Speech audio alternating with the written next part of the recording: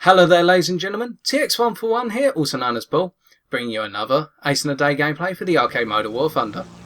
In today's instalment, I shall be reviewing the Tempest Mark V.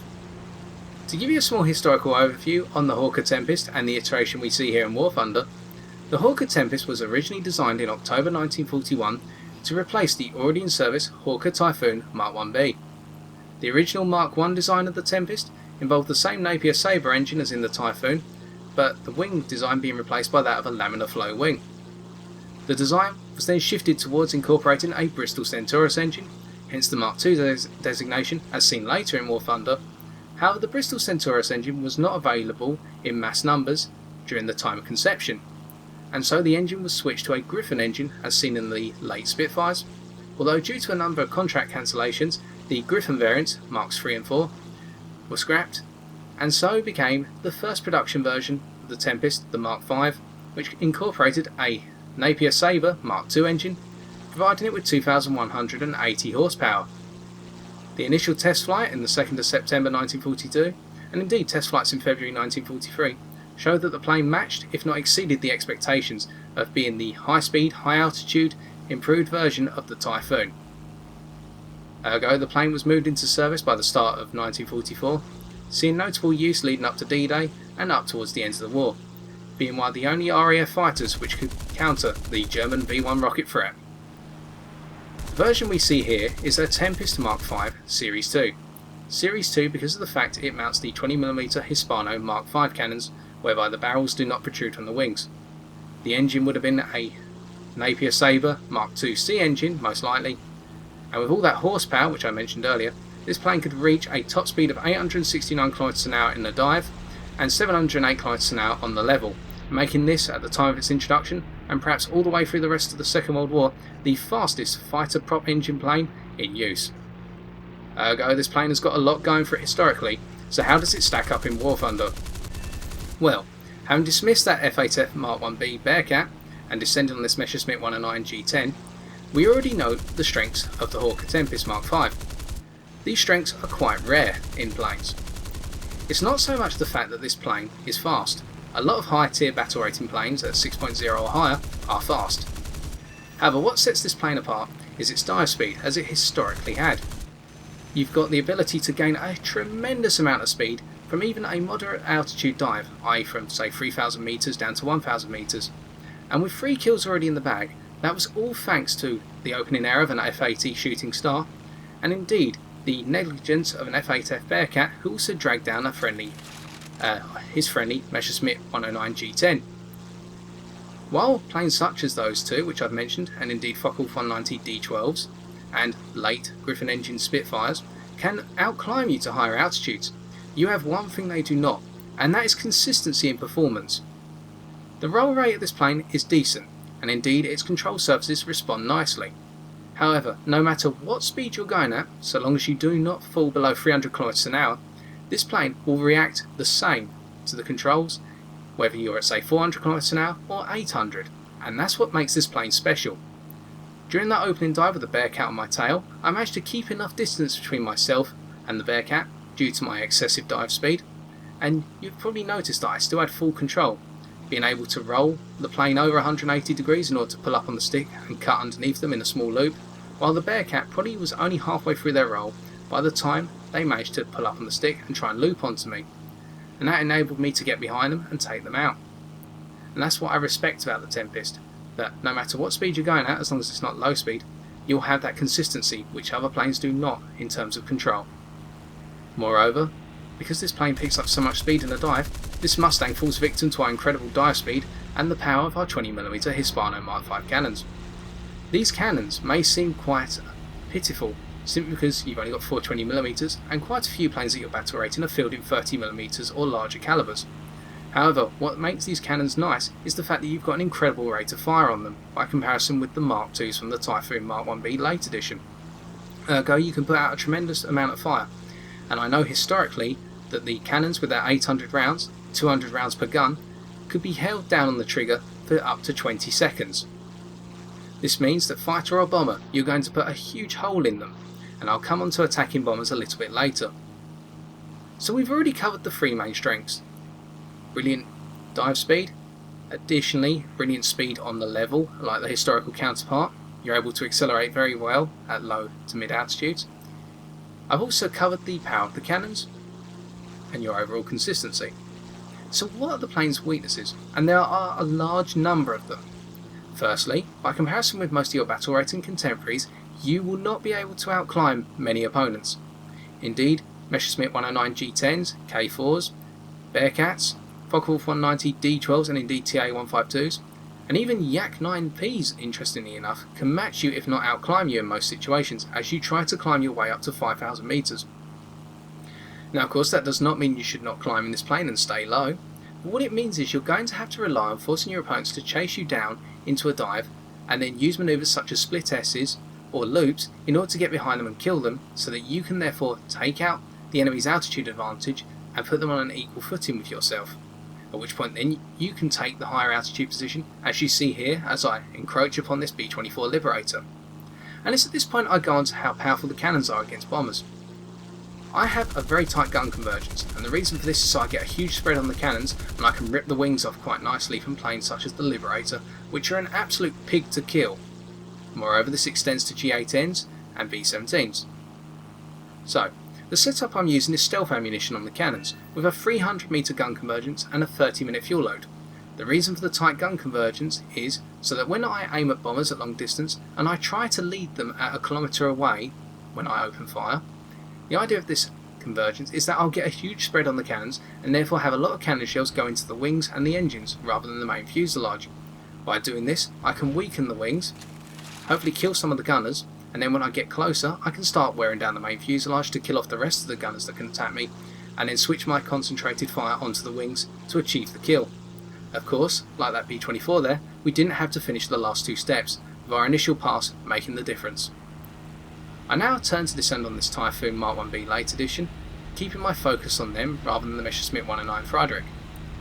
However, it's at this point that the Typhoon breaks up and I'm only able to take their left wing's flaps off. And I now return to the discussion of the weaknesses of the Tempest Mark V. In addition to your inability to outclimb quite a few opponents, or being able to only climb with them, it's also notable that your performance does gradually drop off at 5,000 metres or more, despite the fact that this plane was designed to be an improved, high altitude, high speed performer. Ergo, I try to avoid dogfighting at 6,000 metres, keeping my dogfighting altitude to 4,000 metres or less usually, simply because that's where this plane seems to pick up most of its speed in the engine and indeed be at its manoeuvrable best. Also, if you let your speed drop below 300 km an hour, you're pretty much a sitting duck. This plane loses a lot of its responsiveness at 250 km an hour, with a gradual decay occurring from 300 km an hour downwards. Speaking of going downwards, I decide to help out our friendly Yak 9U by attacking this B-24, opening fire a kilometre away and ripping off their rear section, achieving kill number 6. Other weaknesses to note are of course your rather decent but not brilliant roll rate, which means that it's very difficult to snap roll when going into a head-on. Ergo, head-ons are ill-advised, especially at a battle rating whereby everyone's usually got at least 2, if not 4 20mm cannons or larger caliber cannons which can kill you quite quickly. Therefore, I take the dive approach which you saw at the start of the game. I try to lure my opponents down and use my consistency and maneuverability to beat them rather than a lucky head-on pass or trying to evade a head-on pass and swing round. Additionally, your turn circle's not great, and while you'll be able to outturn Messerschmitt 109s, Focke-Wulf 190s and even turn with some of the Yak 9s at high speed, you're not going to be outturning many people. We set that Mosquito fighter bomber on fire because they've got no energy and they've just come out of a gradual climb, and that gradually enables us to get our 7th kill, I believe, simply because we exploited a situation where we could use our incredible dive speed to quickly engage a target that was vulnerable. However, we soon noticed that a lot of enemy fighters are now climbing up to the same altitude as us, if not more, and so I have to descend towards the deck once again to try and shake this enemy Spitfire off our friendly Typhoon's tail. Of course, as you're going to see, the Spitfire turns into my fire just a little bit too soon, and as a result I'm unable to get a clean shot, although this does provide me with an assist. So, having covered the most notable weaknesses, there are a couple of others. One of which is why I do not go for head-ons, the engine. Now, the Napier Sabre engine had a number of reliability problems historically, and that extends even more into War Thunder. If you get hit even by low caliber rounds, i.e. from a 12.7mm machine gun, by comparison with 20mm cannons, and those hit the engine seems to turn off or die out very quickly. And this carries on from the Typhoon, which takes quite a notable effect around the engine, although it's extended even more so. Other features to note would be that while you are quite a strong plane, you haven't got excessive durability, so don't rely on getting hit in order to win. You're going to have to be in and out of the fight quite quickly, which suits this plane and the playstyle I employ. This is a ground strike game on the map Mediterranean Island, and I believe that it demonstrates quite nicely how well this plane performs. The reason I use stealth ammunition is so I can try and catch my opponents by surprise, simply because I open fire beyond the standard range of 0.77 kilometers, whereby the little targeting reticule appears. Instead, I try to open fire extended distances up to a kilometre, so I can try and catch my opponents by surprise, especially if they force me for a head-on, at which point I can hopefully take out their engine, or indeed the whole plane, at very long distance, with the massive spread of cannon fire. I'm preparing myself for another dive at this point, and I decide to dive down this Focke-Wulf 190 A series. I believe it's an A8 or an A5. As we can see, we're able to dive down, pick up our speed well before any friendlies can do significant damage to the Focke-Wulf, so at which point we start to speed away quite nicely, simply because we've got all that dive speed and even more altitude to shred if needed. Checking behind us constantly to make sure we're not in a situation where we're compromised, we gradually lift our wings up with our 8th kill in the bag, and very shortly the enemy Lancaster, which has been sitting over our airfield, takes out our friendly base and calls an end to the game. So as I fly off to safety, I know that this plane has done me very well, and that all the weaknesses and strengths have been covered in this review, to my opinion. Ergo, as I wave my wingtips and have my green aerobatic smoke, it's time to review some of the post-game stats.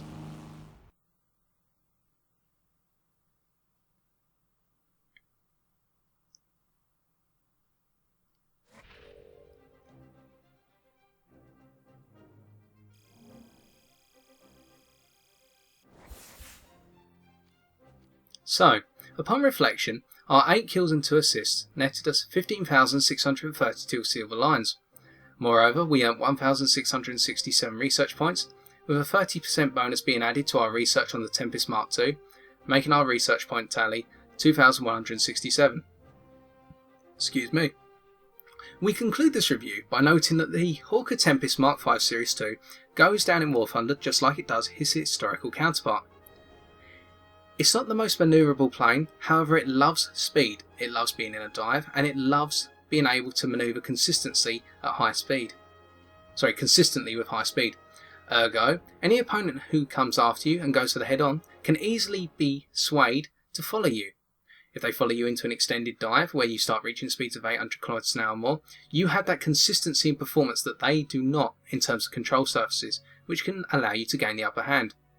Once you've taken out your higher altitude opponents who can outclimb you, and indeed perhaps even outturn you and outmaneuver you, you can then take the high altitude position and use your energetic diving style to rip opponents apart with your absolutely lethal high fire rate 20mm Hispano Mk cannons. Moreover, do not be afraid to engage bombers from behind or from underneath or even from above, simply because the cannons can make short work when and where targeted well. Very shortly we're going to compare ourselves with the rest of the team, but one final note to make about the Tempest Mark V is that it's a personal favourite of mine as of doing this review. It's a plane which I expected to be a rather rough grind, and even though it was, it's a plane which turns out once fully upgraded to be one of the finest I've flown for its battle rating of 6.0. We can see that by comparison with the rest of our teammates we came third, by exploiting the strengths of our plane and avoiding all the weaknesses which I've identified over my review. Still, for the player who wants a plane which can fly fast, dive fast, and rip things to shreds in front of its guns, the Tempest Mark V is an absolute monster of a plane, and ideal for said player. Indeed, if you get caught in the eye of this storm, then this Tempest is absolutely going to rip you to pieces. And with that being said, I've been TX141, and if you've enjoyed this video, why not leave a like, comment or subscribe for future War Thunder videos on my channel. Until next time, ladies and gentlemen, take care and good luck in the skies.